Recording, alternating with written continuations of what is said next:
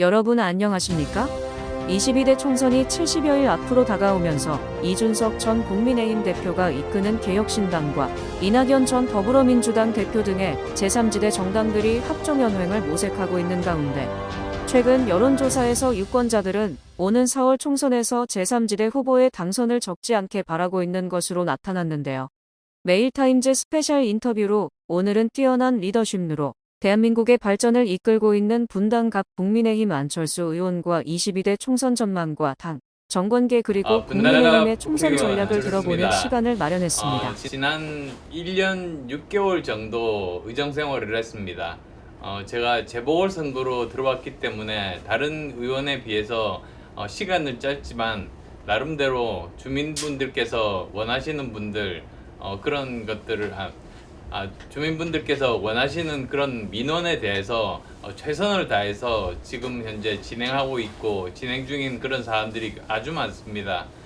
이번 좋은 기회를 통해서 그런 내용들 좀 더 상세하게 설명드리도록 하겠습니다. 네, 감사합니다. 네, 이제 본격적으로 질문을 드려볼 텐데요.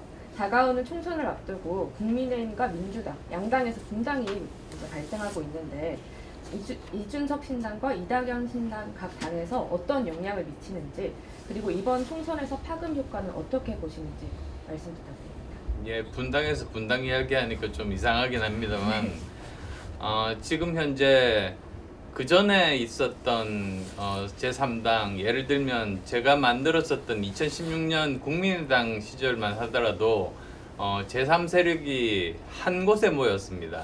그래서 모두 다 한 곳에 모여서 한 가지 생각으로, 그리고 또 정말 이렇게 집중된 그런 정책으로 국민들께 어필을 할 거고, 그리고 또 다른 두 당과의 차이를 설명할 수 있었습니다. 근데 지금 현재는 보면 민주당에서 나오신 분들과 그리고 또 국민의힘에서 나오신 분들이 서로 생각이 아주 많이 다른 경우들이 많습니다.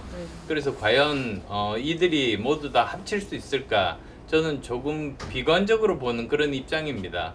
그래서 아마도 만약에 가장 최선의 시나리오라고 하더라도 민주당 계열의 당, 그리고 또 국민의힘 계열의 당, 그렇게 4당 체제로 치러질 확률이 많지 않을까, 그렇게 생각합니다. 네, 그렇다면 총선에서는 그렇게 큰 파급 효과까지는 나타나지 않을 것으로 보고 계십니다. 네, 그렇게 3당이 그렇지 않아도 굉장히 어려운 상황인데 하나로 이렇게 힘을 모으지 않으면 큰 그런 효과를 기대하기는 어려운 그런 형편이죠. 네, 알겠습니다. 네, 그렇다면 보수의 가치와 같은 국민의힘 당이 앞으로 나아가야 할 방향에 대해서 말씀 부탁드리겠습니다. 보수에서 가장 중요한 가치가 저는 세 가지라고 봅니다. 네, 우선 첫 번째는 자유민주주의 하에서 그것을 튼튼하게 토대를 닦는 일. 그 다음 또 두 번째는 자유시장 경제. 그 다음에 또 그 세 번째로는 제가 갑자기 생각이 안 난다. 예? 맞다, 법치주의다. 다시 말씀드릴게요. 네. 질문 다시 드릴게요. 예. 네, 그렇다면 보수의 가치와 같은 국민의힘 당이 앞으로 나아가야 할 방향에 대해서 말씀 부탁드리겠습니다. 보수 정당에서 가장 중요한 가치는 세 가지입니다. 네. 그러니까 우선 첫 번째는 자유민주주의를 튼튼하게 하는 것. 그다음 또 두 번째로는 자유시장 경제 하에서 경제를 더 번창시키는 것. 네. 그다음에 또 세 번째로는 법치주의라고 할 수 있습니다. 그런데 이제 그 각자가 해야 될 일들이 상당히 많은 거죠. 예를 들어서 국가의 존재 이유라는 게 뭡니까? 그거는 국민의 생명과 안전을 지키는 게 가장 중요한 일이거든요. 네. 그 다음에 또 두 번째로는 정의로운 나라를 만들어야 됩니다. 그래야지 거기에서 서로 열심히 생활을 영위하는 국민들이 피해를 입지 않고 더 쉽게 말씀드리면 줄을 잘 서 있는데 새치기 당하지 않고 네. 열심히 땀 흘린 만큼 그 노력의 열매를 본인이 가져갈 수 있고 반칙하는 사람들에 대해서 피해를 당하지 않고 그런 게 정말 상식적인 것 아니겠습니까? 그런 상식적인 일상이 영위되는 그런 나라가 돼야 됩니다. 그리고 또 이 나라를 나름대로 이끄는 책임이 있는 사람들이 해야 될 일이 저는 또 추가로 있다고 봅니다. 네. 우선 첫 번째로는 보수 정당에서 가장 중요한 것 중에 하나가 국민의 생명과 안전을 지키는 일입니다. 네. 특히 남성으로서는 국방의 의무를 다하는 것, 저는 그걸 굉장히 중요하게 생각하고 있습니다.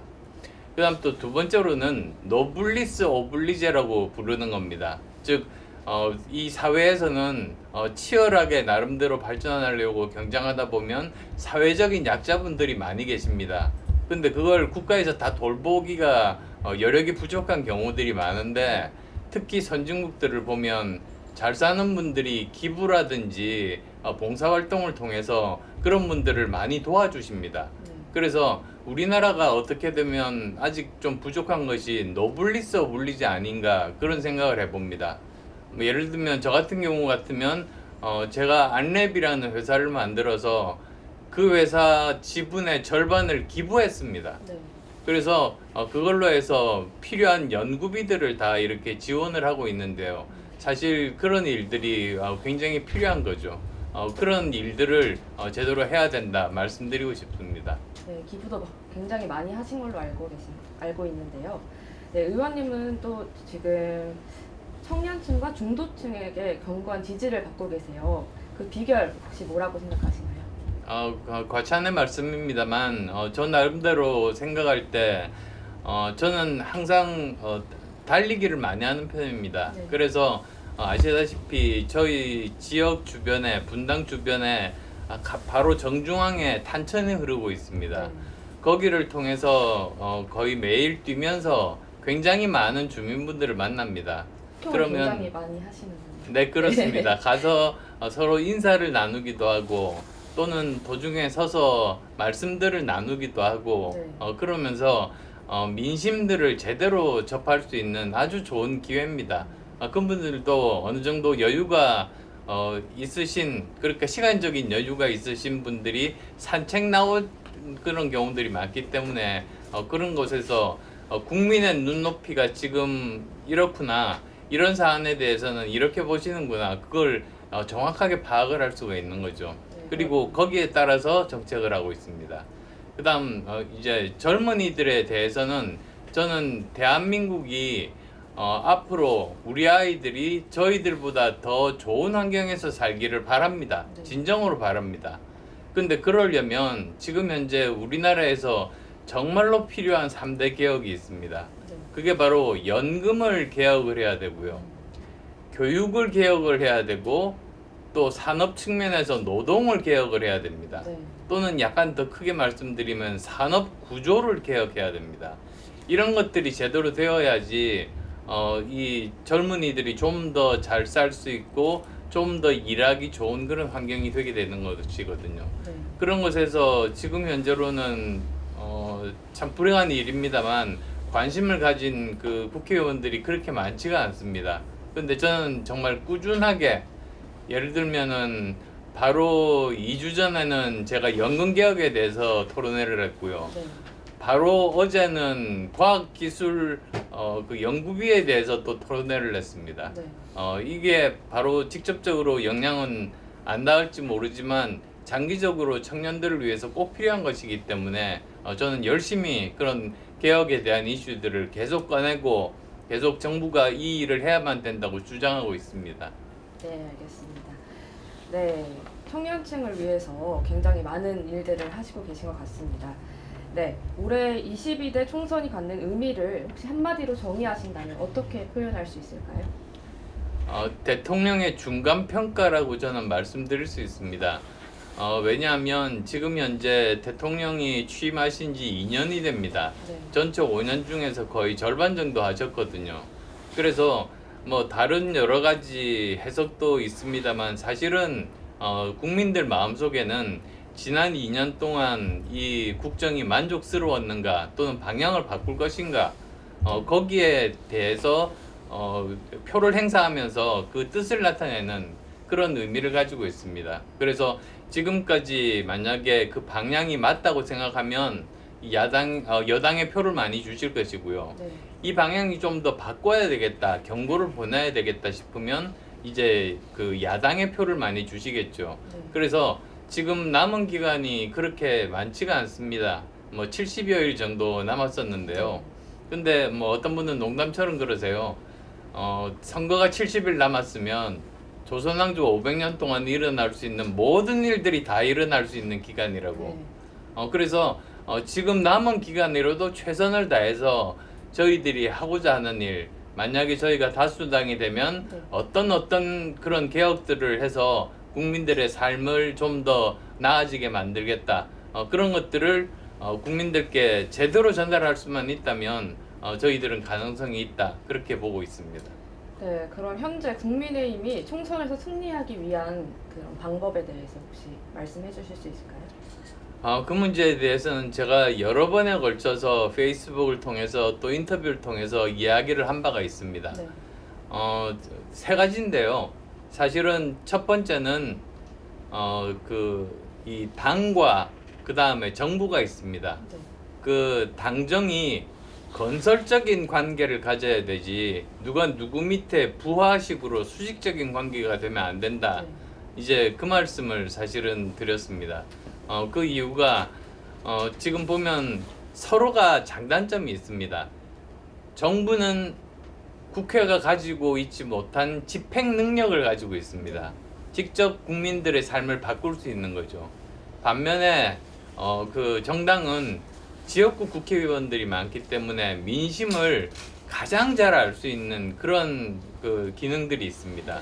그래서 저는 이것이 시너지가 나기 위해서는 우선 정부에서 예를 들면 정부가 국민들과 접점이 많지가 않기 때문에 의도하지 않게 국민들의 생각과 다른 의사를 표현할 때가 있지 않습니까? 네. 결정이라든지 정책이라든지 이런 것들을 만들 때가 있는데 그럴 때는 그 점을 정확하게 지적을 하고 보다 더 좋은 대안들을 만들어서 서로 상호 보완적인 관계가 되는 것이 서로가 더 끌어올려지고 국민들의 삶도 더 윤택하게 만들 수 있는 이런 부분이라고 그렇게 생각을 합니다.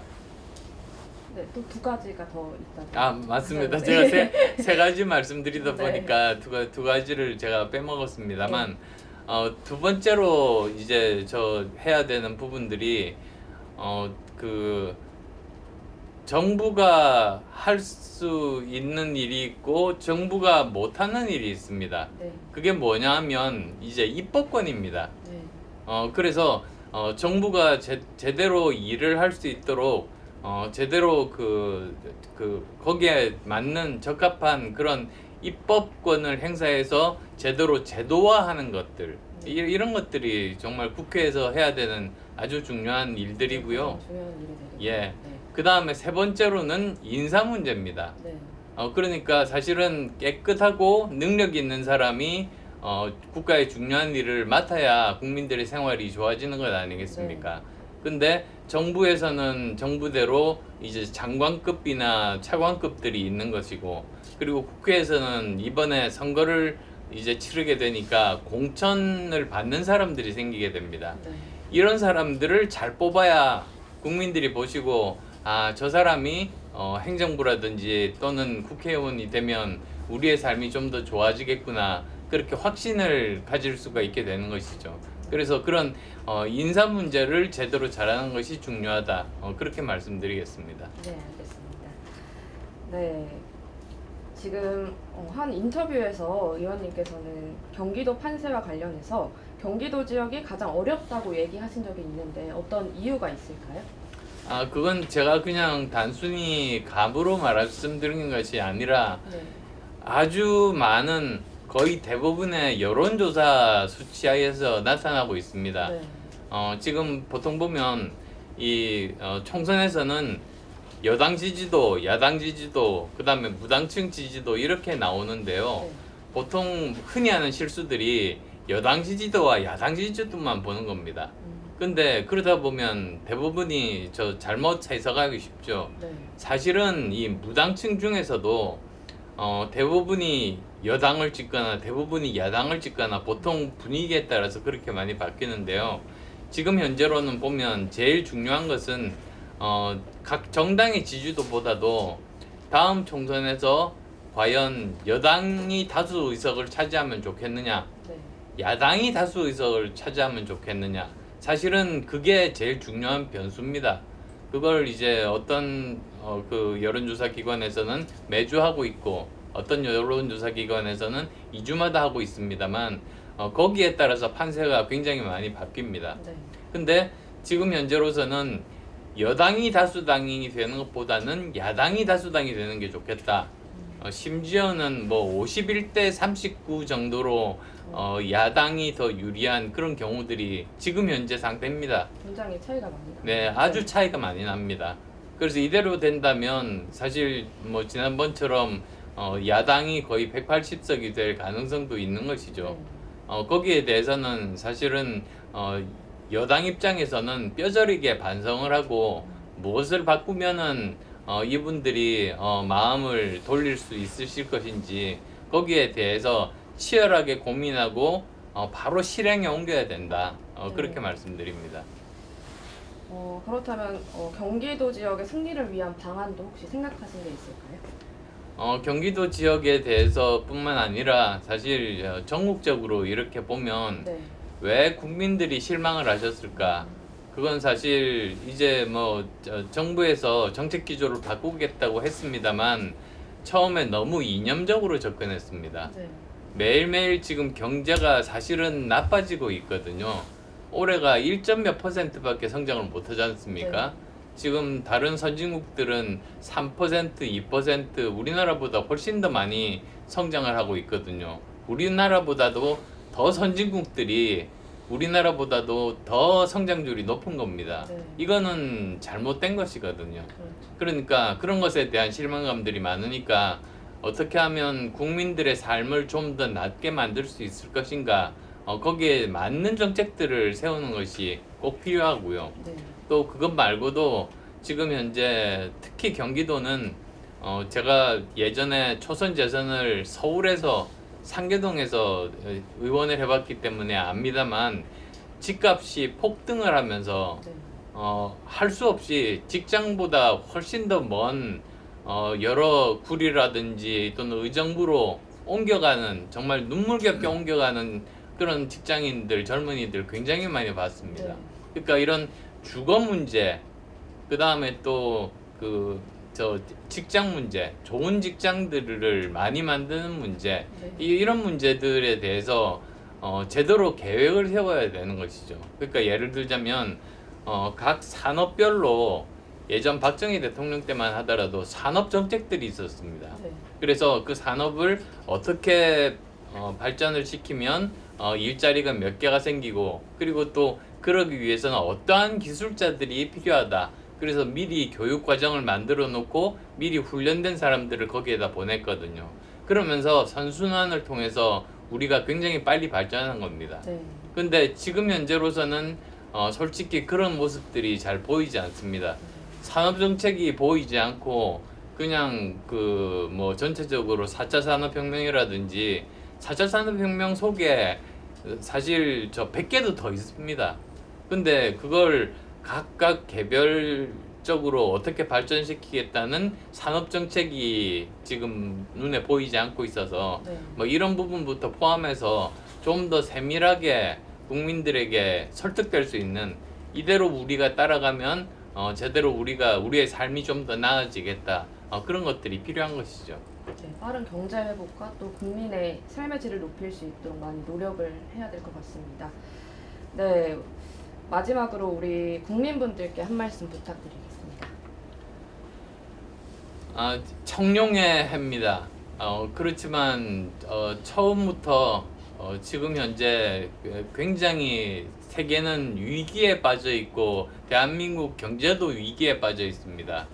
지금 보시면 1월 1일부터 그 동해 근처에 일본 쪽에서 지진이 나지를 않나.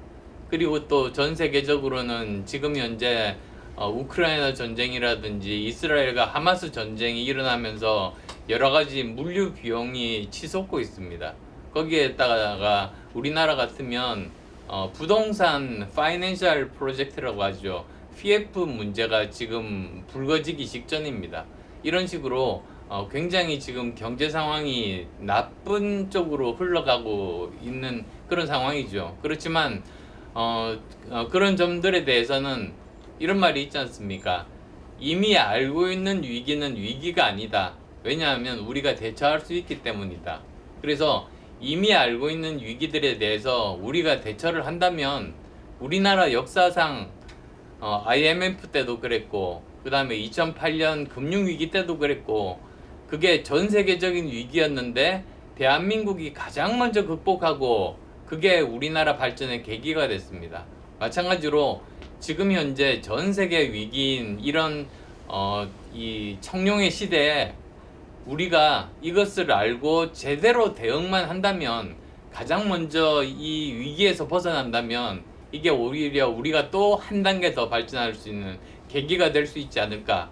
그러기 위해서 저도 열심히 노력하겠습니다. 네, 오늘 좋은 말씀 감사합니다. 예, 감사합니다. 네, 오늘 안철수 국민의힘 의원과 이야기 나눠보는 시간 가져봤습니다.